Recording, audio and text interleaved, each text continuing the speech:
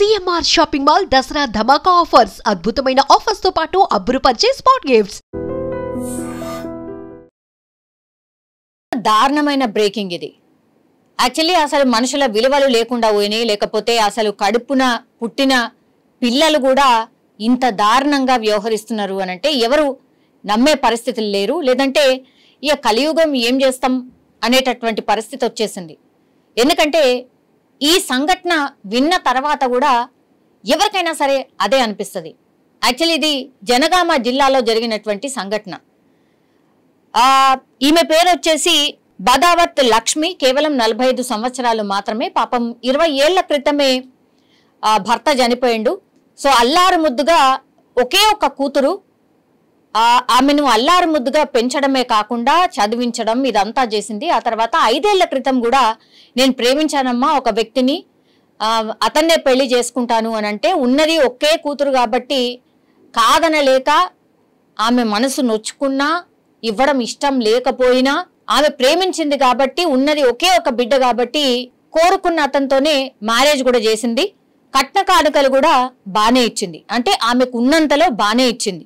ఆమెకున్నది ఒకే ఒక ఎకరం, అందులో నుంచి 20 గుంటలు బిడ్డ పేరు మీద రాయడమే కాకుండా ఈ ఖర్చులు ఏవైతే ఉంటాయో పెళ్లి ఖర్చులు, అట్లాగే 9 తులాల బంగారం కావచ్చు, లేదంటే డబ్బుల రూపంలో కావచ్చు, అవన్నీ కూడా ఆమెకు కట్న కానుకల రూపంలో బానే ఇచ్చింది. 5 ఏళ్ల పాటు బానే ఉంది. కానీ ఇప్పుడు తల్లి పేరు మీద ఇంకా 20 గుంటలు ఉన్నాయి. అంటే 1/2 ఎకరం బిడ్డకి ఇచ్చేసింది. ఆ తర్వాత 1/2 ఎకరం ఆమె ఎట్లా బతకాలి, మళ్ళీ తదనంతరం లేదంటే తను బతకాలంటే కూడా ఆమెకున్నది ఒకే ఒక ఆధారం ఆ 20 గుంటలు మాత్రమే. దాన్ని సాగు చేసుకుంటూ అట్లాగే పక్కన ఎవరైనా పిలిస్తే కూలీనాలి చేస్తూ ఆమె కష్టం మీద ఆమె బతుకుతున్నటువంటి పరిస్థితి. ఈ నేపథ్యంలోనే ఈ ఎవరైతే ఒక్కగానొక్క కూతురున్నారో కూతురు పేరు వచ్చేసి సంగీత, అట్లాగే వాళ్ళ అల్లుడు పేరు వచ్చేసి వీరన్న.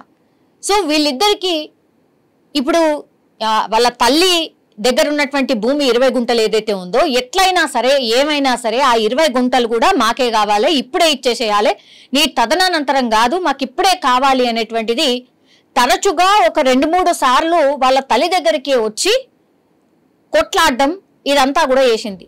ఉన్నది ఒక్కగానొక్క కూతురు, నువ్వు కాయ కష్టం చేసుకొని నువ్వు సంపాదించుకొని బతకాలి కానీ తల్లి మీ మీద ఇంకా ఆధారపడతలేదు కదా, ఆమెకి ఆమెనే బతుకుతుంది.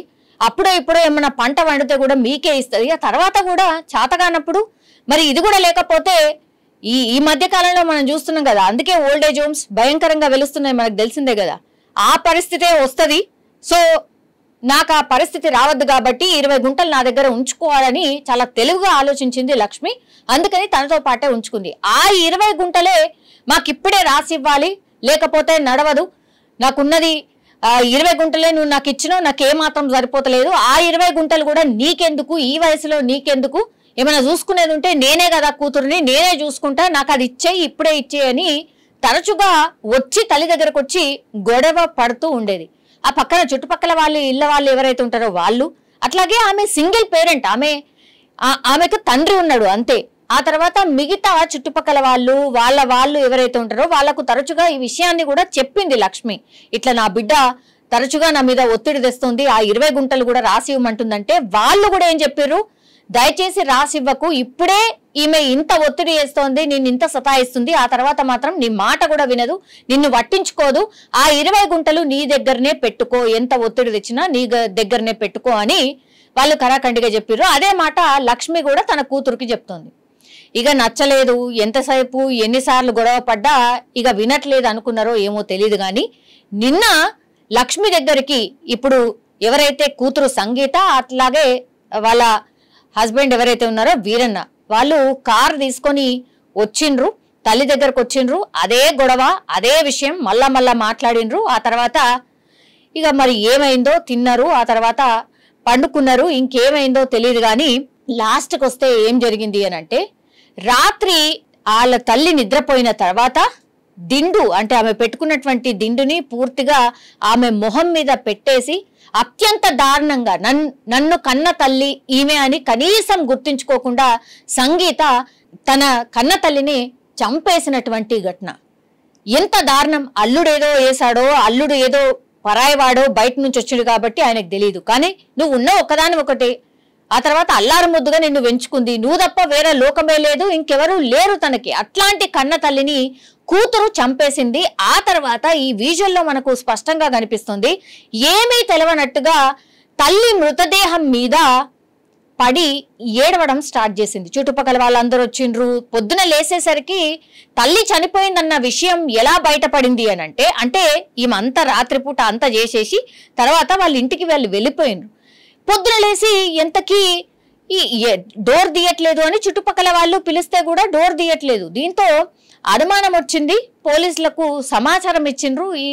ఇచ్చేసరికి పోలీసులు అక్కడికి చేరుకునేసరికి అక్కడ తల్లి చనిపోయి పడినటువంటి పరిస్థితి ఉంది. దీంతో వీళ్ళందరూ చూసి మళ్ళా వాళ్ళ బిడ్డకి ఫోన్ చేస్తే గానీ నాకు విషయం తెలియదు అన్నట్టుగా యాక్ట్ చేస్తూ వచ్చి రాగానే కన్న తల్లి శవం మీద పడి ఏడుస్తూ అసలు నాకేమీ తెలీదు అన్నట్టుగా యాక్ట్ చేస్తూ ఆ బిడ్డ యాక్టింగ్ చూసినటువంటి వాళ్ళు మాత్రం అసలు ఏంది ఇంత ఘోరంగా, ఇట్లా కన్న బిడ్డలే ఇట్లా తయారైతుండ్రా, కొడుకులంటే పట్టించుకోరు అనుకుంటే ఇప్పుడు కూతుర్లు కూడా ఇంత డేంజర్గా ఇంత ఘోరంగా తయారయ్యారా అనేది అతి పెద్ద చర్చ. దీంతో చుట్టుపక్కల వాళ్ళే కాదు, ఈ ఇన్సిడెంట్ చూసిన వాళ్ళందరూ కూడా ఆశ్చర్యపోతున్నారు. అట్లాగే ఇంకా తెలుసు కదా, ఈ యాక్టింగ్ చూసిన తర్వాత సంగీతను తిట్టని వాళ్ళు అంటూ లేరు. ఏం తక్కువ చేసింది, ఇంత భయంకరంగా కన్న తల్లిని చంపాల్సిన అవసరం ఏముంది, 20 గుంటల భూమి నీదే కదా, కన్న తల్లి తదనంతరం నీకే చెందుతుంది కదా, అయినా సరే నువ్వింత క్రూరంగా కన్న తల్లిని చంపడం ఏంటి అంటూ కూడా వీళ్ళందరూ ప్రశ్నించడం. అనుమానం ఎక్కడొచ్చింది అని అంటే యాక్చువల్లీ తరచుగా ఈమె గొడవ పడుతుంది కాబట్టి ఈమెనే చంపి ఉంటుంది అని అనుమానపడ్డారు. ఆ తర్వాత నిన్ననే వాళ్ళు వచ్చి వెళ్ళిండ్రు కాబట్టి అదొక అనుమానం. అట్లాగే మెడ దగ్గర అండ్ ఈ మొహం మీద కూడా కొంత ఘాట్లు ఉన్నాయి కాబట్టి ఇక్కడ అనుమానం వ్యక్తం చేసిండ్రు స్థానికులు. ఆ స్థానికులు చేసిన ఫిర్యాదుతోనే పోలీసులు విచారణ చేసినప్పుడు ఇదంతా నిజాలన్నీ వాళ్ళ స్టైల్లో వాళ్ళు విచారణ చేసినప్పుడు నేనే చంపాను నా కన్న తల్లిని అని ఈ కూతురు ఒప్పుకోవడం జరిగింది. దీంతో ఆల్రెడీ అంటే గొడవ పడుతున్నారు కాబట్టి ఆమె మీదనే డౌట్ ఉండే.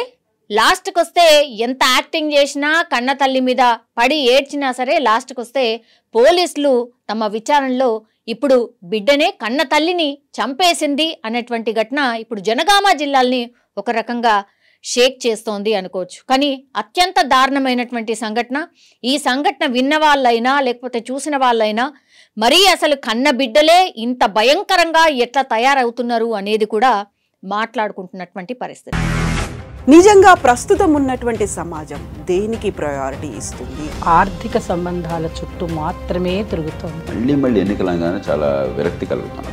మంచి అనిపిస్తుంది కదా, లేడీస్ కూడా ఛాలెంజింగ్ జాబ్స్ చేసినప్పుడు చాలా బాగుంటది. ట్రాఫిక్ అసిస్టెంట్స్ గా నియమించిన ట్రాన్స్జెండర్స్ అందరితో సాల్యూట్ చేయించుకుంటున్నారు. ఫుడ్ డెలివరీ ఇవ్వటానికి వెళ్ళినటువంటి డెలివరీ బాయ్ అనిల్ పై కళ్ళ ముందు